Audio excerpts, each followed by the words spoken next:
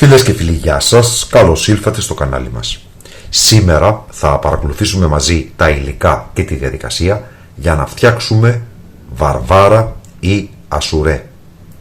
Ένα γλυκό επιδόρπιο, μια γλυκιά μάλλον θα έλεγα παρασκευή, η οποία πέραν της θρησκευτικής σημασίας, να τιμήσουμε δηλαδή την Αγία Βαρβάρα, δεν πάβει να είναι και ένα εξαιρετικό superfood, αφού αποτελείται από βρασμένο σιτάρι, από ξηραμένα φρούτα, ξηρούς καρπούς, ταχίνι και ρόδι. Πάμε λοιπόν να παρακολουθήσουμε μαζί τα υλικά και τη διαδικασία για την εκτέλεση της συνταγής μας. Ξεκινάμε λοιπόν με 250 γραμμάρια αποφλιωμένο σιτάρι, το οποίο έχουμε βάλει μέσα σε νερό με μία πρέζα αλάτι για 12 με 24 ώρες. Αν σκοπεύετε να το αφήσετε για 24 ώρες, καλό είναι να τοποθετήσετε το σκεύος στο ψυγείο. Έχουν βγει διάφορα σκουπιδάκια προς την επιφάνεια και αυτό το οποίο θα κάνουμε τώρα είναι θα αδειάσουμε το περιεχόμενο σε ένα σούρο τυρί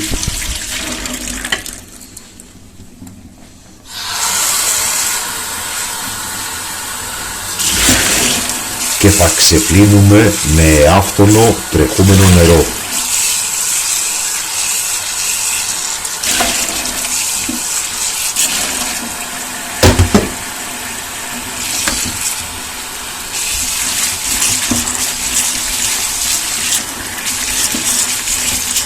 Το βήμα αυτό είναι προαιρετικό και απλά θα μας μειώσει το χρόνο βρασμού.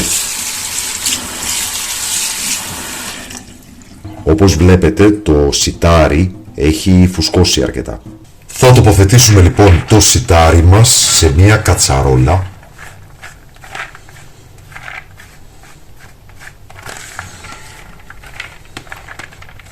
μέσα στην οποία θα προσθέσουμε 2,5 λίτρα νερό.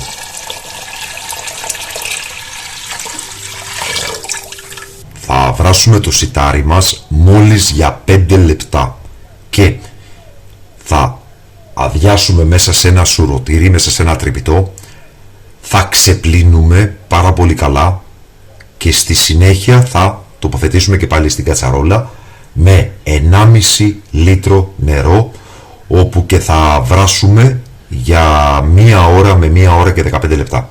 Το σιτάρι μας βράζει για 5 λεπτά, οπότε θα το αποσύρουμε.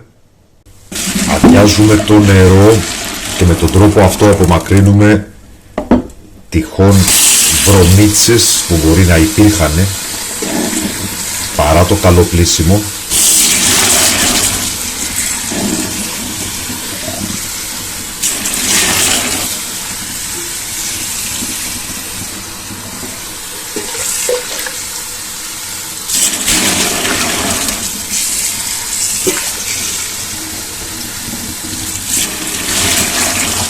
Θα ξεπλύνουμε με άφθονο νερό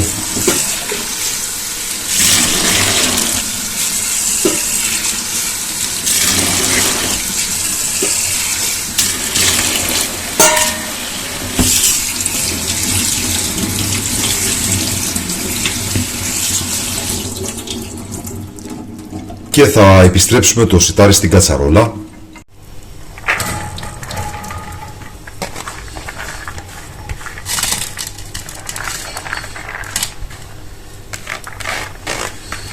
Προσθέτοντας 2,5 λίτρα νερό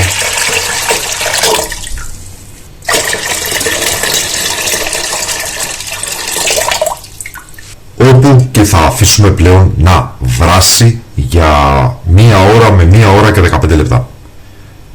Χαμηλή μέτρια θερμοκρασία ή σε ένα διατηρήτο βρασμός, θα μισοσκεπάσουμε την κατσαρόλα και θα βράσουμε, όπως σας είπα, σε μέτρια θερμοκρασία. Εμείς στο μεταξύ σε ένα αντικολλητικό τηγάνι χωρίς προσθήκη λιπαρής ουσίας θα καβουρδίσουμε σουσάμι. Εγώ έχω 2 είδη, έχω το ανοιχτό χρώμα, έχω και το σκούρο. Μπορείτε να βάλετε όποιο είδος σουσαμιού σας αρέσει. Μισή κούπα περίπου σουσάμι, το οποίο θα καβουρδίσουμε σε χαμηλή θερμοκρασία. μέχρι να πάρει ένα ωραίο ξανθό χρώμα. Μόλις το σουσάμι πάρει ένα ωραίο καστανόξανθο χρώμα, όπως τώρα δηλαδή, το αποσύρουμε από την εστία και το αφήνουμε να κρυώσει. Και εμείς θα συνεχίσουμε στο ίδιο τηγάνι με περίπου 200 γραμμάρια ασπρισμένα αμύγδαλα. Η ποσότητα είναι ενδεικτική. Γενικότερα όλες οι ποσότητες είναι ενδεικτικές. Μπορείτε να βάλετε περισσότερα ή λιγότερα αμύγδαλα. Θα τα περάσουμε λοιπόν και αυτά από το τηγάνι σε μέτρια φωτιά μέχρι να πάρουν ένα ωραίο χρώμα. Τη διαδικασία αυτή μπορείτε να την κάνετε φυσικά και στο φούρνο, ψήνοντας τα αμύγδαλα πάνω σε μια λαμαρίνα όπου έχετε τοποθετήσει χαρτί ψησίματος στους 170 βαθμούς Κελσίου στον αέρα για περίπου 8 λεπτά. Στο σημείο αυτό θα θέλαμε να σας ευχαριστήσουμε που υποστηρίζετε το κανάλι με την εγγραφή σας, πατώντας το καμπανάκι για να λαμβάνετε τις ειδοποιήσεις, πατώντας like, κοινοποιώντας το σύνδεσμο του βίντεο στα μέσα κοινωνικής δικτύωσης, πατώντας hype και βέβαια με τα σχόλια που μας γράφετε, με τις ερωτήσεις και τις απορίες σας, αλλά ακόμα και με μια απλή φατσούλα, ένα emoji που δίνει στον αλγόριθμο του YouTube να καταλάβει ότι το βίντεο αυτό αξίζει να προωθηθεί. Τα αμύγδαλά μας είναι σχεδόν έτοιμα, όπως βλέπετε, έχουν πάρει χρώμα, οπότε τα αποσύρουμε από την εστία, σβήνουμε την εστία και θα προσθέσουμε στο τηγάνι μας αλεύρι περίπου στα 80 με 100 γραμμάρια. Μπορείτε να βάλετε όποιο είδος θέλετε. Μπορείτε να βάλετε παραδείγματος χάρη αλεύρι για όλες τις χρήσεις.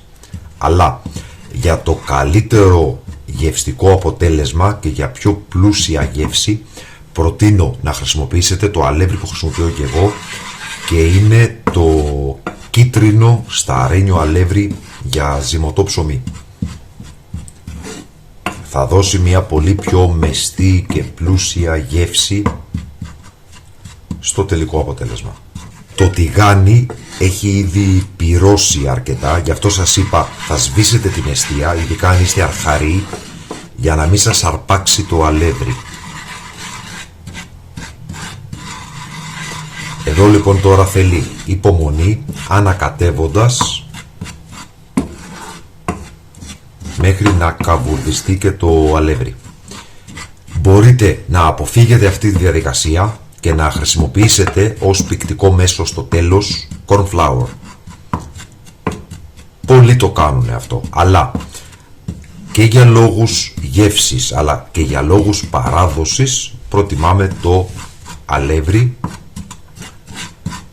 που είναι καβουρδισμένο και θα δώσει έτσι μια πιο ωραία καπνιστή γεύση, ειδικά δε το συγκεκριμένο αλεύρι για χωριάτικο ζυμωτό ψωμί. Και βλέπετε, παρόλο που η εστία είναι σβηστή, έχει ήδη αρχίσει να αλλάζει το χρώμα, καθώς η θερμότητα από το ήδη πυρωμένο τηγάνι είναι αρκετή για να καβουρδίσουμε το αλεύρι μας. Το αλεύρι μας είναι έτοιμο, έχει καβουρδιστεί, έχει πάρει ένα ωραίο χρώμα, οπότε αποσύρουμε από την εστία. Και εμείς στο μεταξύ θα προετοιμάσουμε τα υπόλοιπα υλικά. Θα σας πω ποια είναι τα υποχρεωτικά και ποια είναι τα προαιρετικά. Στα υποχρεωτικά θα έλεγα ότι είναι το καρύδι περίπου μισή κούπα. Μπορείτε να βάλετε περισσότερο ή λιγότερο. Εγώ θα βάλω μισή κούπα γιατί θα βάλω, όπως είδαμε, και αμύγδαλα. Είναι περίπου μία κούπα σταφίδες. Μπορείτε να χρησιμοποιήσετε ξανθές ή μαύρες. Εγώ θα χρησιμοποιήσω και τα δύο είδη. Εδώ λοιπόν έχουμε τις μαύρες και θα συμπληρώσω και τις ξανθές.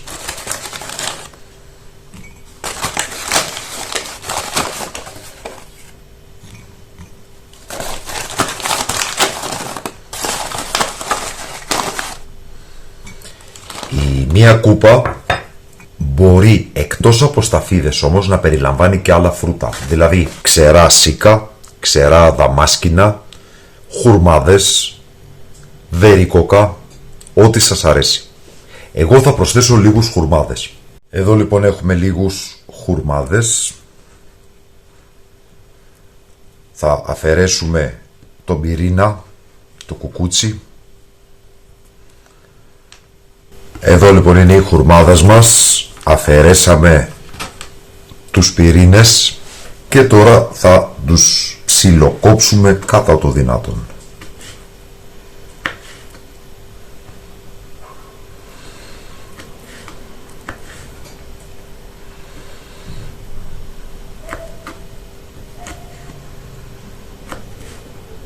Η Βαρβάρα, εκτός από ένα χριστιανικό έθιμο που έχει τις ρίζες του βαθιά μέσα στο χρόνο, με το θαύμα που έγινε ενημερώνοντας τους χριστιανούς για το δηλητηριασμένο ψωμί και που τους συνέστησε να φτιάξουν κάτι αντίστοιχο με αυτό που φτιάχνουμε εμείς τώρα για να τραφούν για κάποιες μέρες. Δεν πάβει λοιπόν, πέραν της θρησκευτικής σημασίας, να έχει και μια εξαιρετική διατροφική αξία, καθώς είναι ένα superfood, ακριβώς όπως είναι και τα κόλυβα. Όπως βλέπετε είναι σιτάρι, είναι αποξηραμένα φρούτα, είναι ξηρή καρπή. Λοιπόν, αυτοί είναι οι χουρμάδες, οπότε προσθέτω και τους χουρμάδες για να απογεμίσω την κούπα μου. Και ξαναλέω ότι μπορείτε εδώ να προσθέσετε δαμάσκηνα, βερίκοκα κτλ. Και επίσης θα χρειαστούμε και λίγα cranberries. Και για όσους αναρωτιέστε για το αν ξεφεύγω από την παράδοση χρησιμοποιώντας cranberries, θα σας θυμίσω ότι τα cranberries δεν είναι τίποτα άλλο από τις γνωστές κράνες που είναι γνωστές σε όλα τα χωριά εδώ και πάρα πολλές δεκαετίες, να μην πω εκατονταετίες.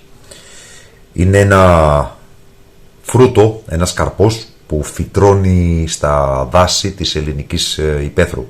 Έτσι λοιπόν θα προσθέσουμε μισή κούπα κράνες, μισή κούπα cranberries.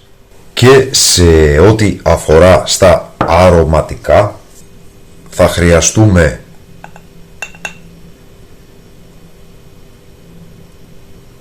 μία κοφτή κουταλιά της σούπας κανέλα, μισό κουταλάκι του γλυκού γαρίφαλο, προαιρετικά ένα τέταρτο κουταλάκι του γλυκού μόσχοκάριδο, μία βανιλίνη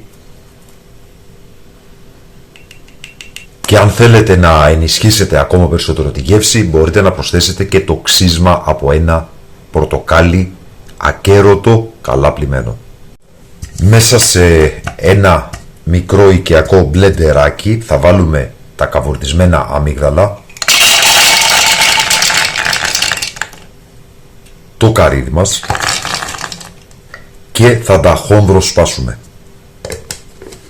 Έχει ήδη παρέλθει 1 ώρα και 15 λεπτά και το σιτάρι μας είναι έτοιμο βρασμένο. Τι θα κάνουμε τώρα? Θα προσθέσουμε, αν χρειαστεί, λίγο νερό ώστε να έχουμε 2 λίτρα. Εδώ θα χρειαστούμε λίγο. Τώρα λοιπόν έχω 2 λίτρα καθαρό περιεχόμενο και θα προσθέσω το ταχίνι,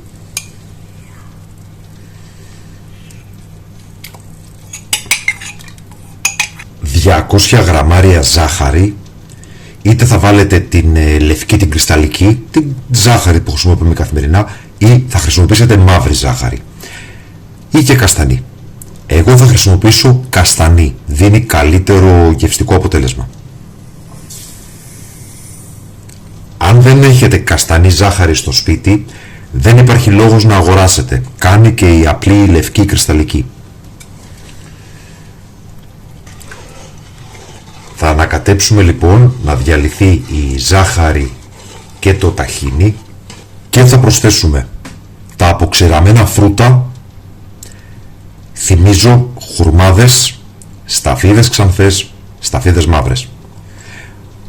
Εσείς όμως μπορείτε να προσθέσετε και άλλα. Να προσθέσετε ξερό δαμάσκηνο, ξερό σίκο, ό,τι θέλετε.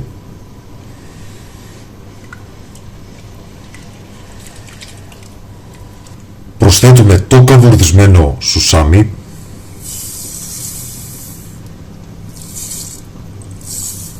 τη βανιλίνη, την κανέλα, γαρίφαλο και μοσκοκάριδο, τα κράμπρις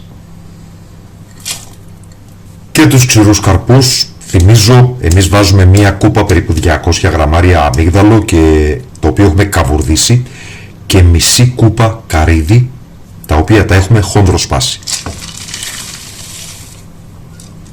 Μπορείτε να προσθέσετε φιστίκι αιγίνης καβουρδισμένο, μπορείτε να προσθέσετε φουντούκι, κάσιους ή άλλον ξηρό καρπό της αρεσκίας σας. Ανακατεύουμε μέχρι να διαλυθεί τουλάχιστον το ταχίνι, το οποίο λόγω της χαμηλής θερμοκρασίας, όπως είδατε, ήταν στερεοποιημένο. Να πω επίσης ότι μπορείτε να αντικαταστήσετε τη ζάχαρη με μέλι, 3/4 της κούπας μέλι. Οι ποσότητες που σας λέω είναι και πάλι ενδεικτικές, γιατί κάποιος μπορεί να θέλει τη βαρβάρα λίγο πιο γλυκιά ή πιο άγλικη. Απλά μην βάλετε παραπάνω από 200 γραμμάρια ζάχαρης, γιατί θυμίζω ότι έχουμε μέσα τα αποξηραμένα φρούτα, έχουμε τις χουρμάδες, τις σταφίδες, που όλα αυτά θα συμβάλλουν στην γλυκύτητα της βαρβάρας. Και ήδη έχει αποκτήσει μια παχύρευστη υφή από το ταχίνι. Θα βράσουμε λοιπόν για 5 με 10 λεπτά. Στο σημείο αυτό θα προσθέσουμε μια πρέζα αλάτι, και αν θέλετε μπορείτε να αρωματίσετε την Παρασκευή μας με ξύσμα από πορτοκάλι, όπως σας είπα. Προσωπικά δεν μου αρέσει και ξεφεύγει λίγο από το παραδοσιακό.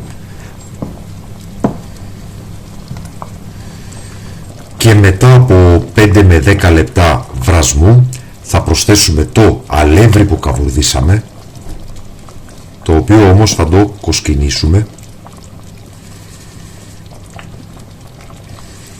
ανακατεύοντας σιγά σιγά. Εδώ μπορούμε να σβήσουμε πλέον και την εστία. Η θερμότητα του μείγματος είναι αρκετή ώστε να δέσει.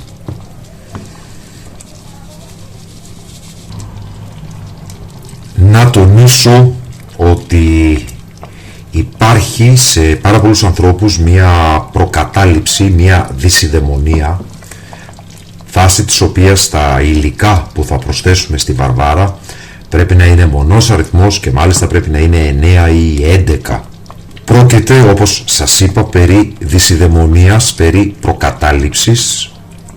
Πουθενά στην ορθόδοξη παράδοση της Ανατολικής Ορθοδόξου Εκκλησίας δεν αναφέρεται κάτι τέτοιο. Να πω επίσης ότι μπορείτε να προσθέσετε περισσότερο αλεύρι αν θέλετε τη βαρβάρα πιο δεμένη, πιο σφιχτή κρέμα. Παρόλα αυτά μη σας ξεγελά η υφή. Αυτό εδώ που βλέπετε, όταν παγώσει θα πήξει. Δηλαδή καλό είναι η σύσταση της βαρβάρας όταν θα την βγάλετε από την εστία να είναι αυτή που βλέπετε εδώ, όχι πιο παχύρευστη, γιατί θα πήξει ακόμα περισσότερο καθώς θα κρυώνει. Και η βαρβάρα μας είναι έτοιμη, μπορούμε πλέον να αποσύρουμε από την εστία και να σερβίρουμε σε μπολάκια. Σερβίρουμε λοιπόν τη βαρβάρα σε μπολάκια της επιλογής μας.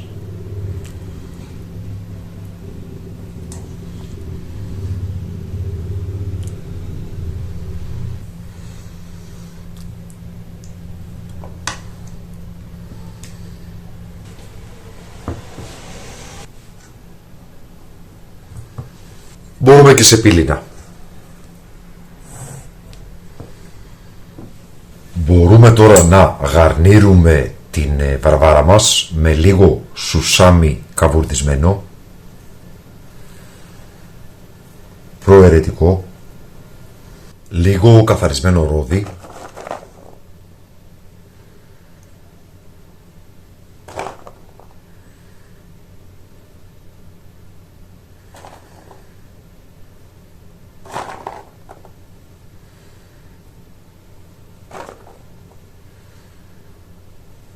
και μπορείτε να πάρετε καρύδι πεταλούδα, δηλαδή το καρύδι που είναι κομμένο στα δύο. Εγώ δυστυχώς δεν έχω, οπότε θα βάλω 2 κομματάκια, και να γαρνίρετε λοιπόν και με λίγο καρύδι ή φιστίκι αιγίνης ή άλλον ξηρό καρπό της αρεσκίας σας. Και μπορείτε να πασπαλίσετε με λίγη κανέλα, το πηγαίνει πάρα πολύ, ή να διακοσμήσετε με ένα ξυλάκι κανέλας. Εδώ βλέπουμε και τα μικρά.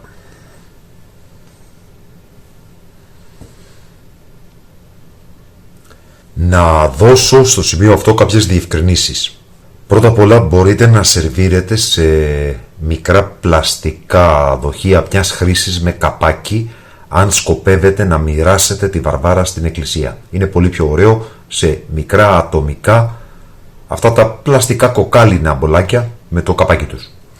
Κατά δεύτερο λόγο, επειδή πολλοί άνθρωποι συγχέουν την βαρβάρα ή ασουρέ με το κολυβόζουμο, να διευκρινίσω ότι η βαρβάρα ή ασουρές είναι ακριβώς αυτό που βλέπετε. Το κολυβόζουμο είναι ακριβώς ό,τι είδατε, αλλά αφού το σιτάρι βράσει, το αφαιρείτε από την κατσαρόλα, δηλαδή χρησιμοποιείτε το σιτάρι για μια άλλη Παρασκευή, να φτιάξετε, ας πούμε, κόλυβα, σπερνά ή οτιδήποτε, και κρατάτε στην κατσαρόλα μόνο το κολυβόζουμο, δηλαδή το νερό μέσα στο οποίο έβρασε το σιτάρι, και ακολουθείτε ακριβώς την ίδια διαδικασία. Αυτή είναι η μόνη διαφορά. Τυπικά όμως η βαρβάρα είναι αυτό που σας έδειξα. Να σας πω επίσης ότι σύμφωνα με την παράδοση πρέπει να μοιραστεί η βαρβάρα τουλάχιστον σε 3 σπιτικά, αν θέλουμε να μας πάει καλά η επόμενη χρονιά και να έχουμε την προστασία της Αγίας. Αυτή ήταν λοιπόν η σημερινή μας συνταγή, βαρβάρα ή ασουρές. Ελπίζουμε να σας άρεσε. Σας ευχαριστούμε που μας παρακολουθήσατε. Καλή συνέχεια, να είστε όλοι καλά.